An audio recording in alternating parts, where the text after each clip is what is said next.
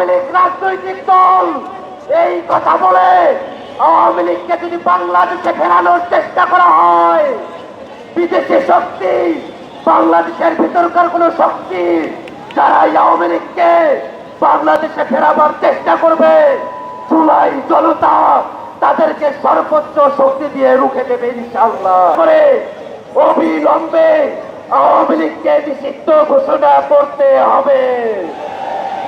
আন্তর্জাতিক অপরাধ আইনে দলগতভাবে আওয়ামী লীগের বিচারের প্রভিশন যুক্ত করে আওয়ামী লীগকে দলগতভাবে বিচারের আওতায় নিয়ে আসতে হবে। জুলাই ঘোষণাপত্র অবিলম্বে প্রণয়ন করে ঘোষণা করতে হবে।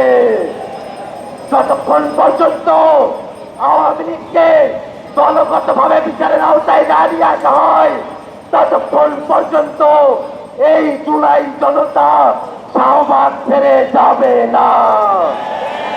বাংলাদেশের জনগণ শাহবাগে যে ঐক্য প্রতিষ্ঠিত হয়েছে, সেই ঐক্যের সঙ্গে বেশিরভাগ বিরোধী